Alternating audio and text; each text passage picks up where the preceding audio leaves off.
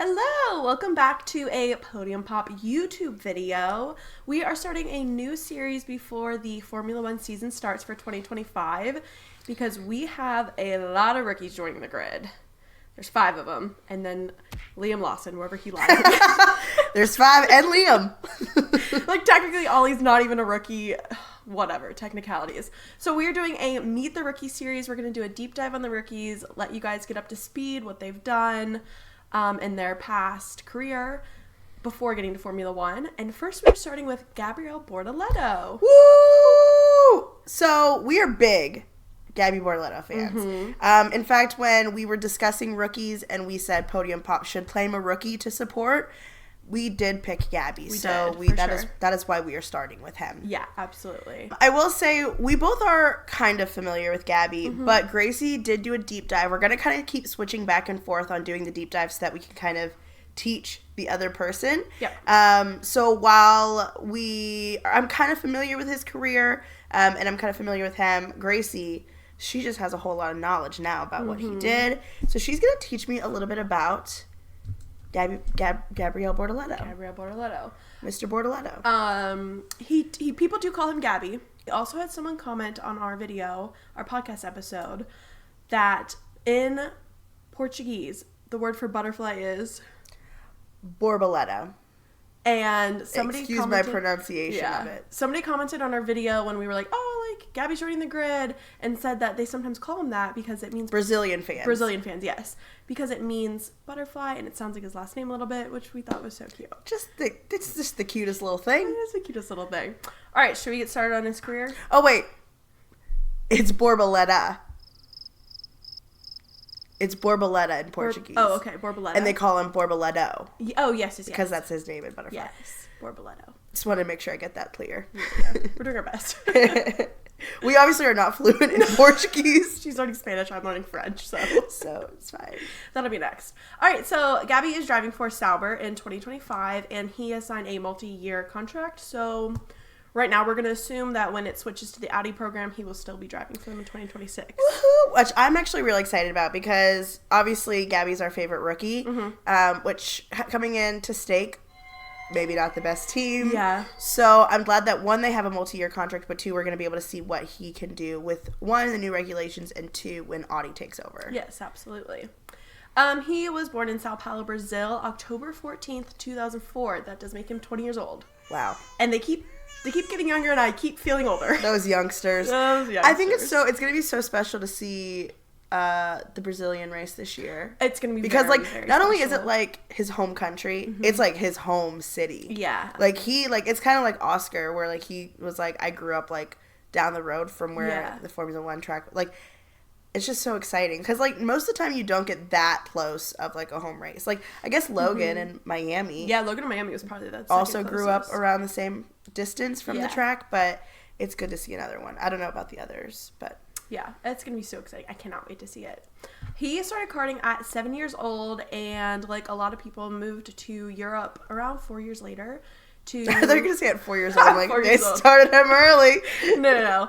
Around like 11, he moved to Europe to continue his karting career because obviously, as we know, karting is much bigger in Europe than a lot of the countries. And he stayed in karting until 2019. So he did karting for a pretty long time. Yeah. He was around 14 at the time. So Gabby made his debut into single-seaters in 2020 into the Italian F4 series, and he finished that season 5th overall.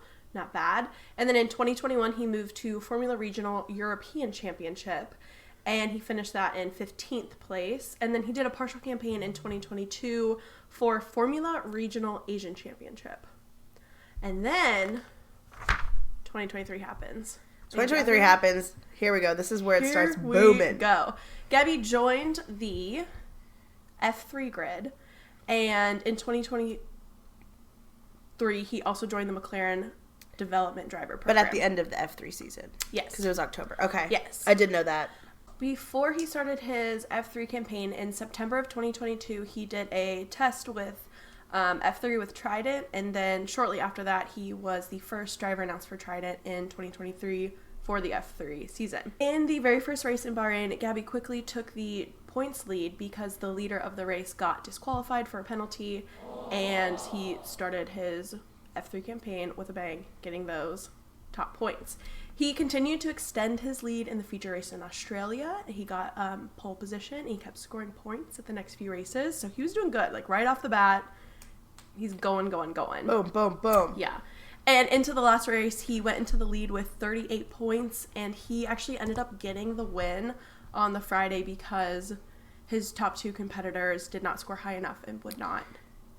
Like, he was already way before too the race even happened, he secured the win feature, on the Friday. Yeah. Very, very exciting. Mm-hmm. And he won that year the Aramco Best Rookie of the Year award. Had a pretty good season. Mm-hmm. And then he also joined Fernando Alonso's A14. Which, full of icons, by the way. Chloe Chambers as well. Yeah. Will Power now.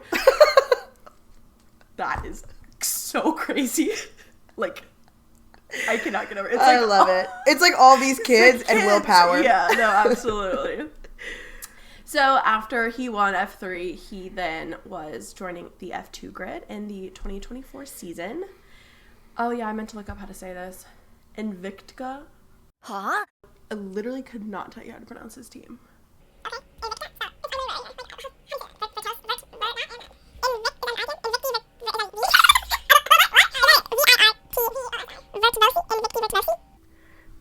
Sure. Right here. Or the rest of you. Okay, so he started his F2 career pretty strong. At the very first race, he was promoted to pole position after some penalties and disqualifications, and then he scored points in both races. And then race 2 and race 3, he didn't score many points. He had a car issue in race 2, and he got into an accident in race 3. Wasn't scoring the best points there. And then at race 4 in Imola, he got pole position, and then he scored points, and that's where he got his first podium in F2. Where was it? Imola? In Imola, yep. That is so special. And then in race 5, which was Monaco, so in the sprint races for Formula 2, they do a reverse grid for the top 10.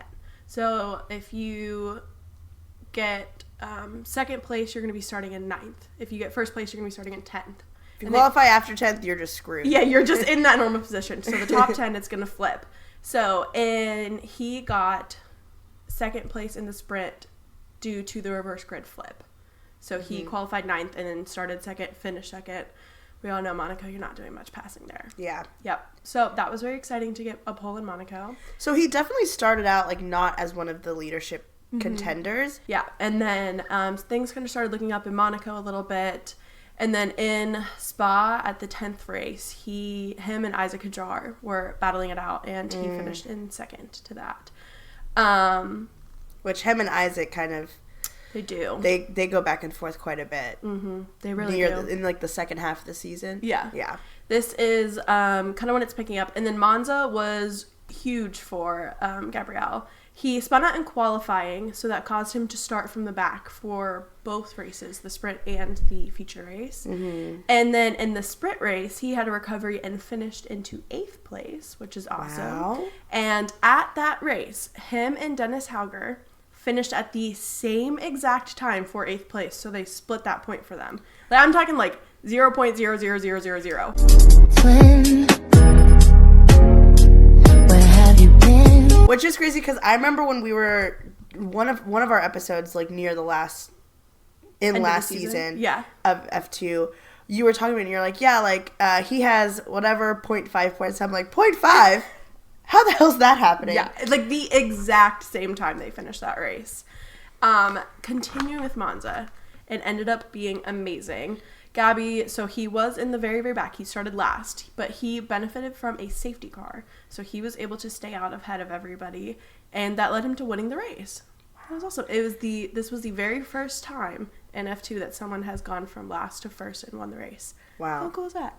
Well, Italy, he must love Italy. No, literally. A lot of big moments for him in Italy. A lot of big moments. Wow. Yeah. So... And the only time it's happened, because it hasn't happened since then. So last to first. Has that happened in Formula 1? Yes. I believe, technically, Seb did it, starting from the pit lane. Of course. I know. Of course it was Seb. Yeah. So him winning in Monza, the feature race, it led him to winning the Metachrome Outstanding Award. As he deserves. As he deserves, absolutely. This race led him to closing the gap to Isaac Hadjar, who was in first place, because Monza weekend, Isaac did not score any points. That was a huge, huge weekend for him. Big bump. Yeah. And then in Baku, he took the lead of the championship with 4.5 points. And then going into the very last race of the season in Abu Dhabi, Gabby had 0.5, a half a point more on Isaac Hadjar, which is crazy. Wait, you said he won Baku? No, he did not win. Oh, he just Baku. got a good point jump. Yeah. Okay. I was going to say great weekend for McLaren, because that's Oscar won Baku as well. Yeah. So great weekend for McLaren. Okay, so we started in Abu Dhabi, 0.5, separating the two of them, which is like insane. Once again, in the sprint race, it's reverse grid. So he started the sprint from 9th place and then made it back up to 2nd, which was his like original what he got in qualifying technically. Mm-hmm. And then, so like I said, going into the very, very last race, he had a 4.5 lead to Isaac Hadjar. Unfortunate for Isaac, he stalled on the grid in the feature race, basically giving Gabby the win at the very beginning of the race.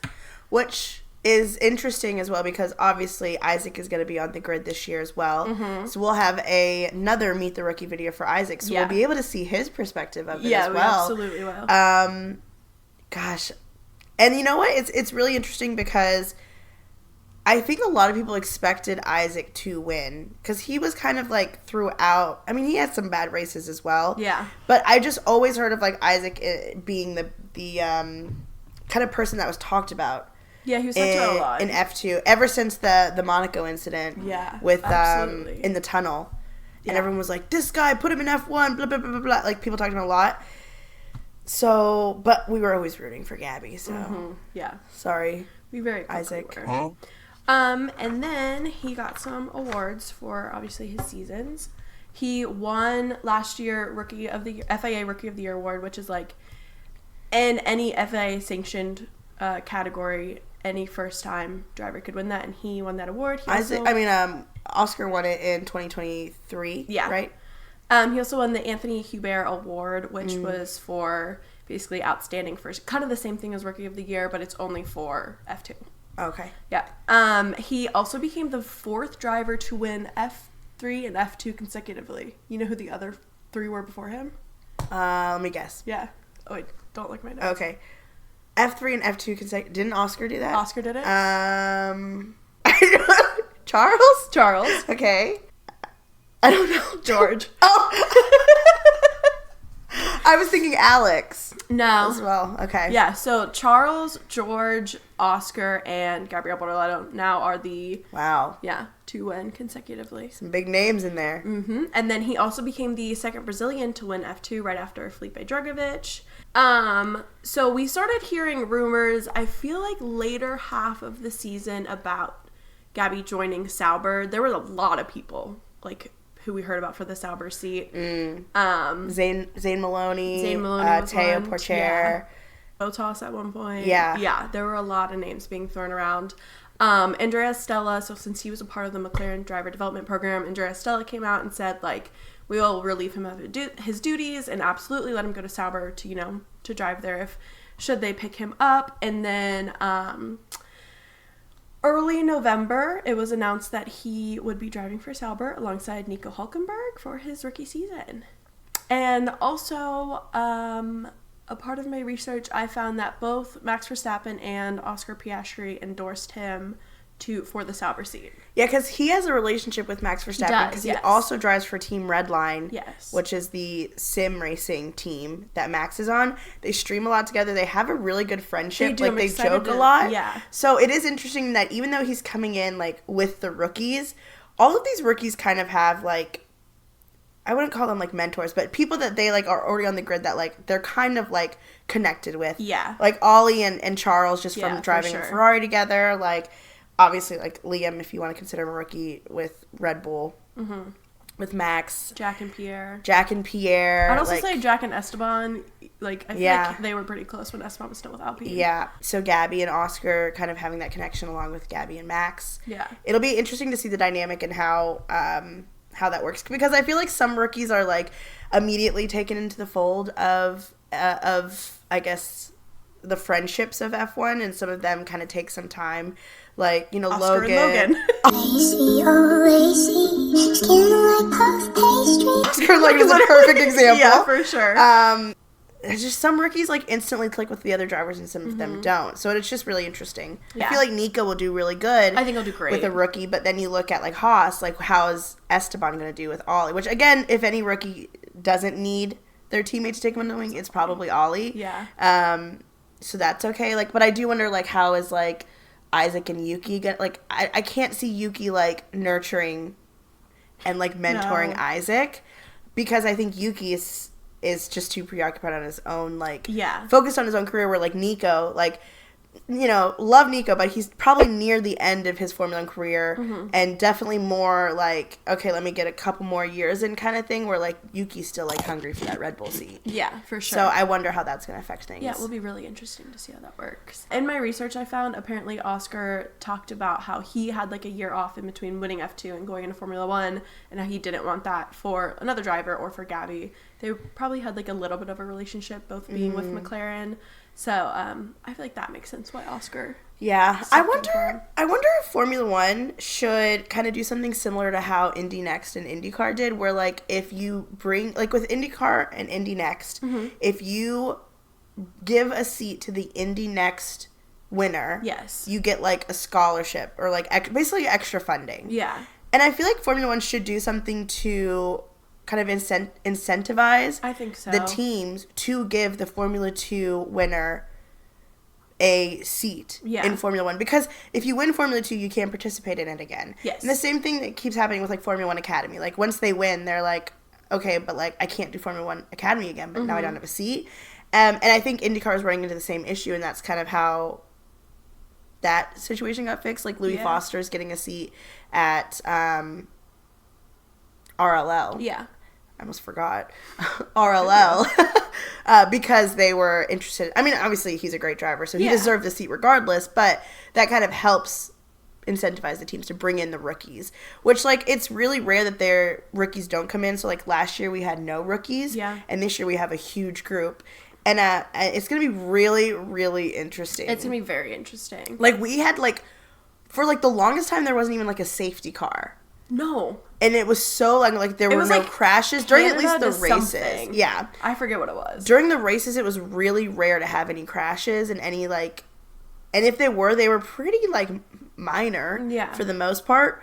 Where, like, you know, you used to see Formula 1, like, people, like, taking out, like, 6 cars in turn 1. Bowling ball. Yeah.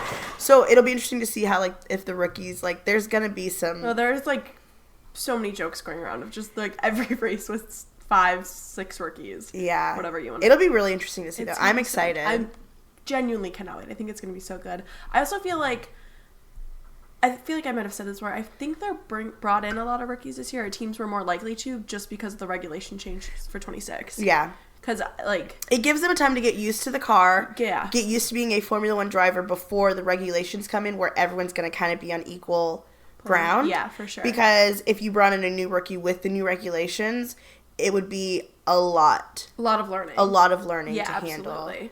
So we will be doing other videos for the other rookies. I don't know who we're going to do next. Maybe we'll do Isaac next, just because it kind of leads in nicely to this. Yeah. Or from this.